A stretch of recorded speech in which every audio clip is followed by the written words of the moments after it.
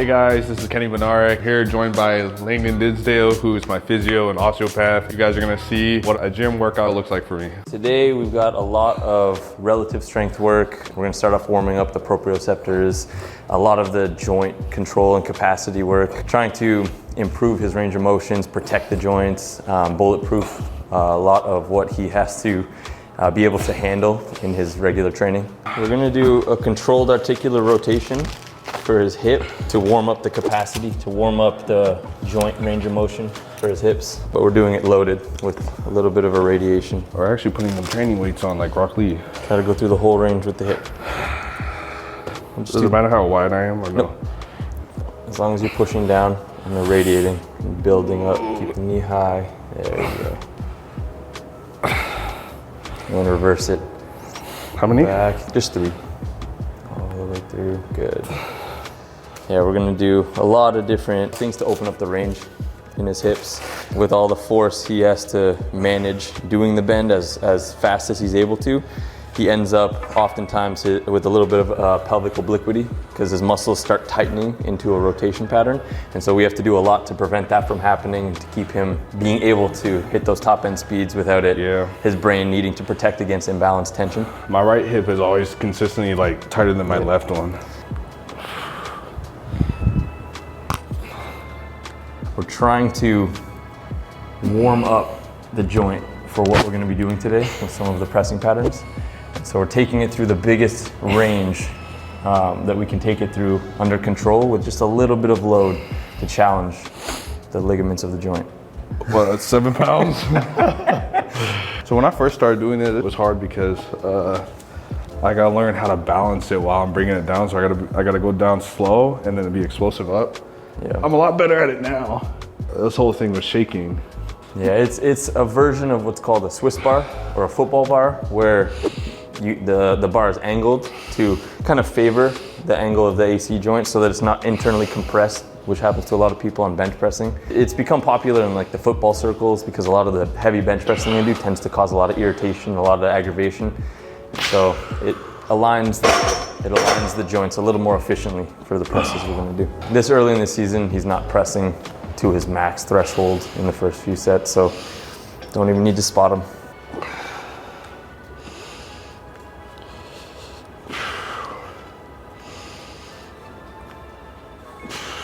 So when we start to get to the lower rep ranges with a little bit more load, always want to be safe. I don't think he'll need a spot, but 185. Nice.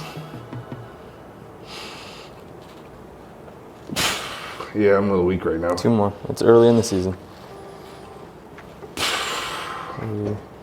Last one.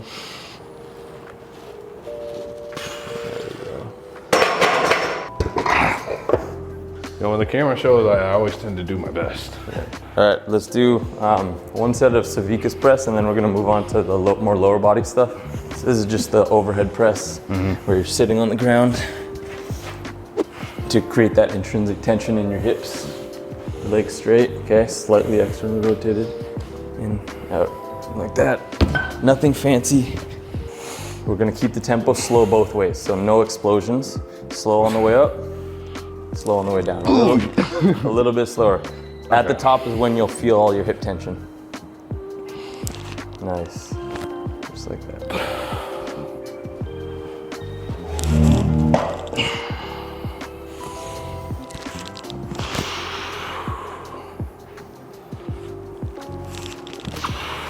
Nice.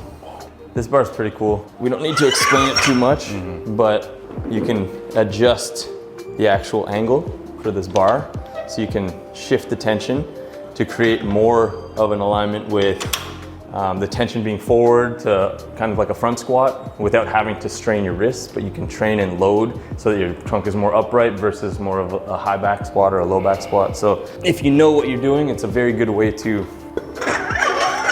make little adjustments methodically around kind of the angle you're trying to squat at. Let's do a 3-second eccentric and then an explosive concentric. This is good right here? Yep, looks great. Nice. Perfect. Stand up strong and fast. There you go. Turn your left foot forward just a smidge. Yeah, just a smidge. And the right one? Yeah. The left one was more though. There you go.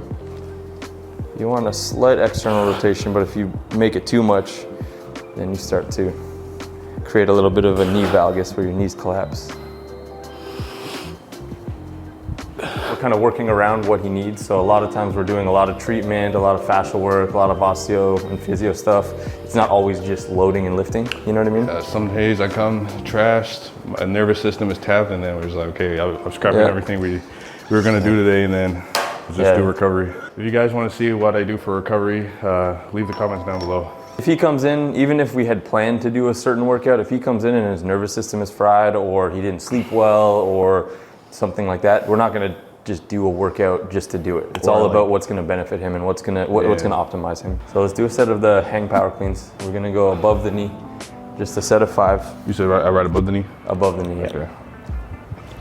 Perfect. So work on the quicker flip at the top. Okay.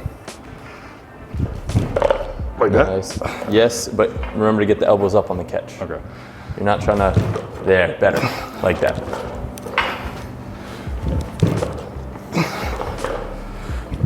Nice, there you go. Your feet are jumping wide, which they should, but then you don't keep them wide for the next one. Bring them back and reset them.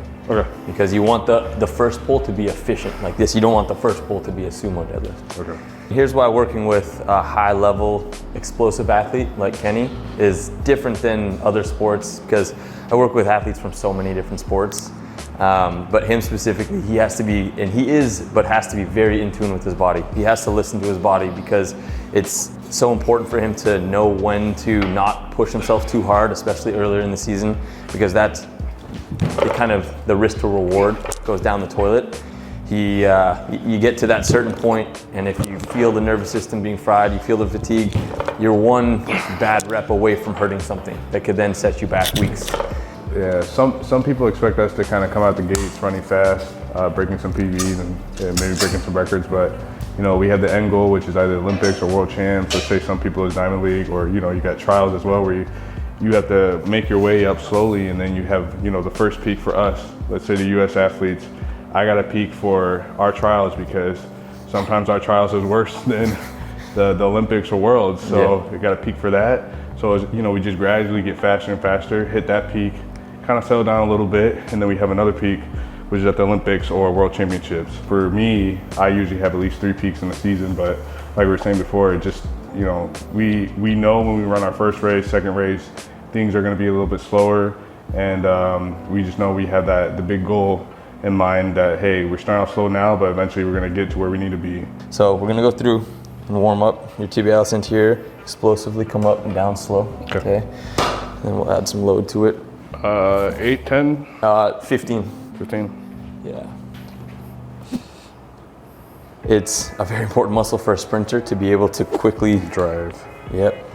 To be able to go through the efficient drive. It's something that's pretty good and supplemental to the main lifts that he does. You won't be able to train it in a powerful way like this at home, but you can lean against a wall and lift up the toes, and that will work this muscle. So for an average person, that might be efficient. For someone like him, we have to actually load it and challenge it to make it more explosively strong, because you wouldn't want to be loading the quads with a ton of weight, but then leaving the bottom half of the leg not involved. So they make pretty inexpensive tibialis bars or tib bars that you can kind of hook on your feet and load at home.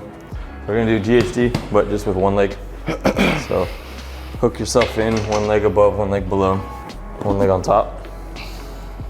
There you go. And then you're just gonna go up and down, nice and controlled, driving your hips into the pad like that. How many? Just 10. 4, good. Think drive from the glute, not just raise the trunk. Stop a little short. Oh. There, that's good.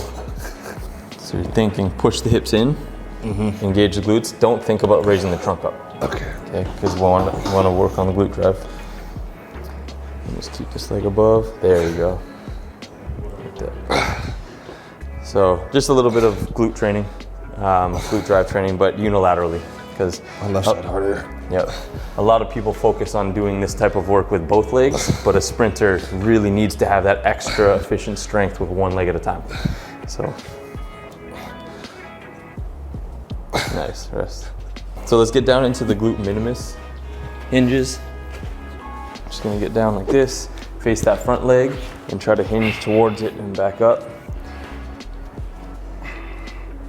Like that. Just think to push the knee down as you're coming up and down. There you go. Get a little bit of eccentric neural grooving. Oh, there Nice. Switch sides.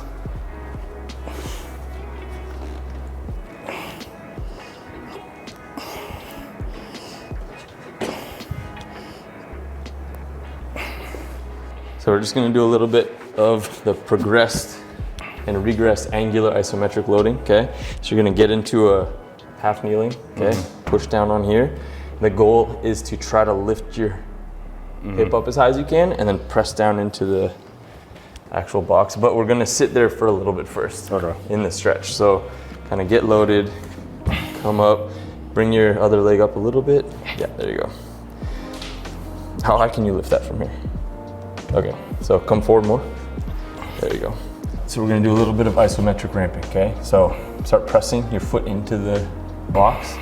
Start light, maybe 10% of your strength. We'll ramp up each round. Good.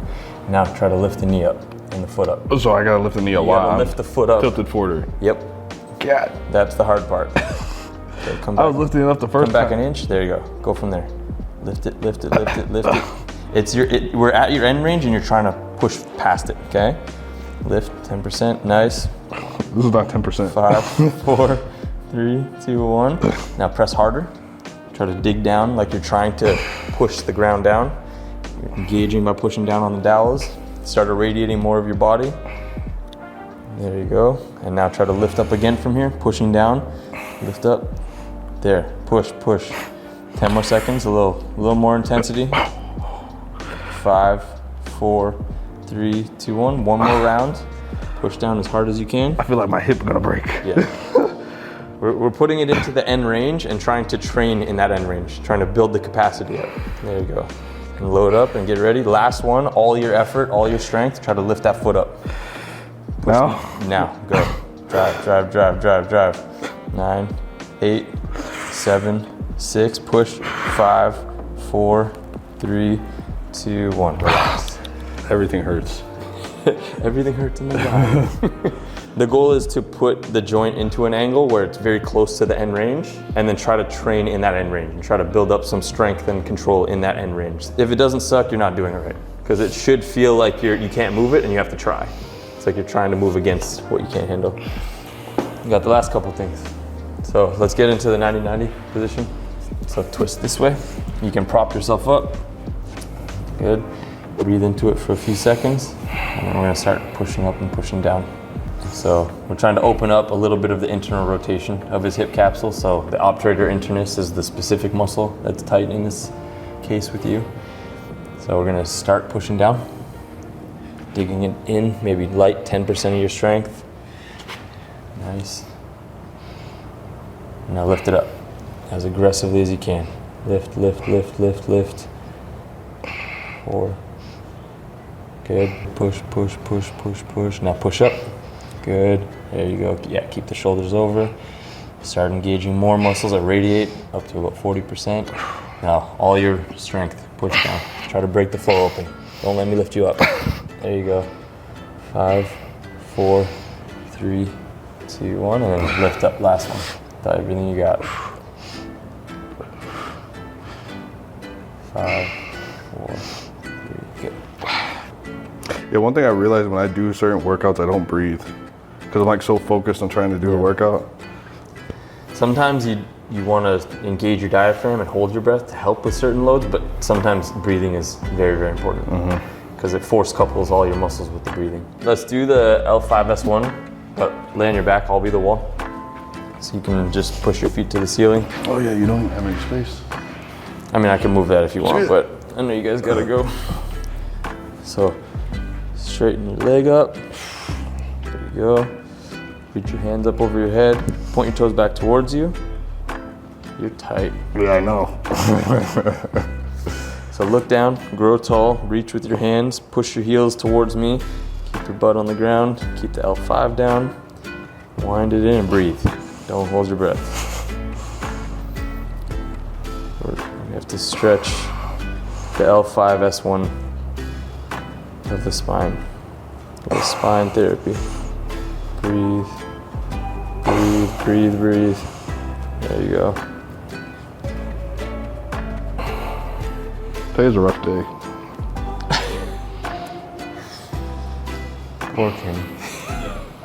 All right, guys, at the end of the gym session, what do you think was our hardest workout? Do you think you can do it? And also, I just want to thank Langdon for joining the video. Thank you, Langdon. My pleasure.